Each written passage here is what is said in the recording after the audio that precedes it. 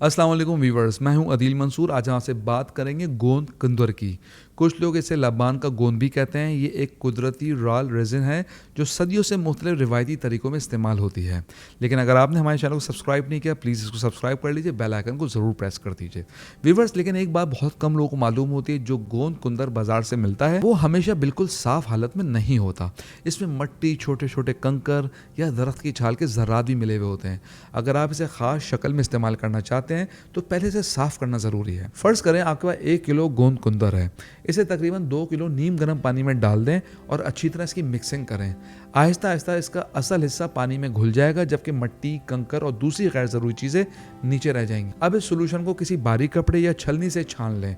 जो कचरा रह जाए इसे अलग कर दें। इसके बाद साफ़ महलूल को स्टील के बर्तन में हल्की आंच पर पकाना शुरू कर दें।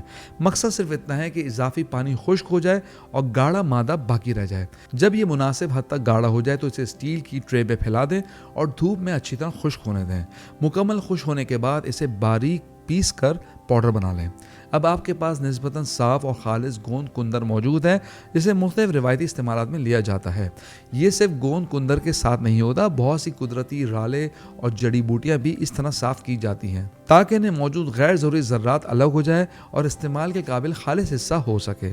अब सवाल ये होता है कि आखिर इस गोंद कुंदर के बारे में इतनी बात क्यों की जाती है, इसकी ख़ास बात क्या है, रिवायती तरीका इलाज से इसे किन मकसद के लिए इस्तेमाल किया जाता है और जदीद रिसर्च क्या कहती है। अगर जिस्म में कहीं पुराना ज़ख्म हो, सोजिश हो या टिश्यूज़ की बहाली के दौरान माविन ग़िज़ाई चीज़ों की ज़रूरत महसूस हो तो रिवायती हिकमत में गोंद कुंदर का जिक्र मिलता है। जदीद तहकीक भी इसमें मौजूद बाज़ कुदरती न्यूट्रिएंट्स पर काम कर रही है, लेकिन अभी मज़ीद रिसर्च की ज़रूरत है, इसलिए इसके बारे में बढ़ा चढ़ा कर दावा करना मुनासिब नहीं।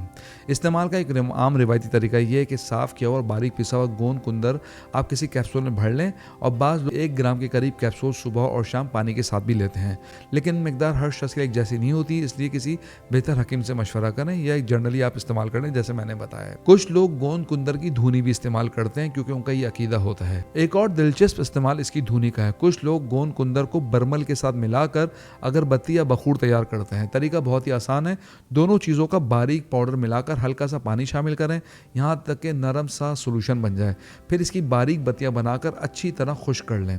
जब ये खुश्क हो जाए तो ज़रूरत के बाद जलाकर इनकी धुनी दी जाए। कुछ लोग गोंद कुंदर को बरमल के साथ मिलाकर अगरबत्ती या बखूर तैयार करते हैं। तरीका बहुत ही आसान है। दोनों चीज़ों का बारीक पाउडर मिलाकर हल्का सा पानी शामिल करें, यहाँ तक कि नरम सा सॉल्यूशन बन जाए। फिर इसकी बारीक बत्तियाँ बनाकर अच्छी तरह खुश्क कर लें। जब ये खुश्क हो जाए तो ज़रूरत के वक्त जलाकर इनकी धुनी दी जाती है। अगरबत्ती बनाने का अरेंजमेंट ना हो तो भी कोई मसला नहीं है। एक जलते हुए कोयले पर सिर्फ एक चुटकी गोंद कुंदर बरमल का एक मिक्सचर बनाकर इस पर डालें तो बहुत खुशबूदार धुआं उठेगा जो घर में फैल जाएगा। बहुत से लोगों का तजर्बा है कि इसकी खुशबू से घर का माहौल ज़्यादा खुशगवार महसूस होता है, बंद कमरों की बू कम होती है और एक अलग सी ताजगी का एहसास होता है। इस वजह से मुख्तलिफ इलाकों में इसे बखूर के तौर पर भी इस्तेमाल किया जाता है। अलबत्ता ये ख्याल रखना ज़रूरी है कि धुनी को बीमारियों, वायरस या इन्फेक्शन के यकीनी इलाज के तौर पर नहीं समझना चाहिए। हमारे यहाँ अक्सर ऐसा भी होता है, घर में कोई ना कोई दूसरा तीसरा आदमी नज़ला, ज़ुकाम, खांसी में मुबतला रहता है। एक बंदा ठीक होता है, दूसरा बीमार हो जाता है, दूसरा संभलता है तो तीसरे को वायरल इन्फेक्शन लग जाता है। ऐसे में लोग तरह तरह के टोटके आजमाते हैं ताकि घर का माहौल बेहतर है। इसीलिए पुराने ज़माने से गोंद कुंदर और बखूर की रिवायत चली आ रही है। लोग शाम के बाद खास मौके पर इसकी धुनी देते थे। इसका मकसद से खुशबू फैलाना नहीं होता था, बल्कि घर में खुशगवार ताज़ा माहौल पैदा करना भी होता था। अरब ममालिक में बखूर जलाने की रिवायत आज तक कायम है। खास तौर पर जुम्मे के दिन, मेहमानों की आमद या किसी खास मौके पर लोग अपने घरों, बाज़ जगहों पर खुशबूदार बखूर चलाते थे ताकि माहौल खुशगवार महसूस हो।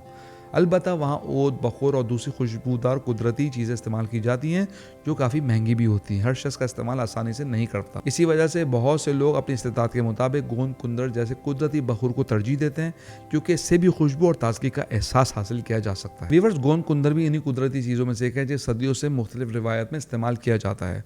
अगर इस्तेमाल करना चाहें तो क्वालिटी का इस्तेमाल करें, मुनासिब तरीके साफ़ करें और एतदाल के साथ इस्तेमाल करें। अलबत्ता याद रखें, कोई इन्फेक्शन हो, सीरियस बीमारी हो तो इन घरेलू नुस्खे पर इन्हिसार ना करें, डॉक्टर से रुजू करें। हम उम्मीद करते हैं आज की वीडियो आपको पसंद आई होगी। कमेंट बॉक्स में राय से ज़रूर आगाह कीजिएगा। अगली वीडियो तक के लिए अल्लाह हाफ़िज़।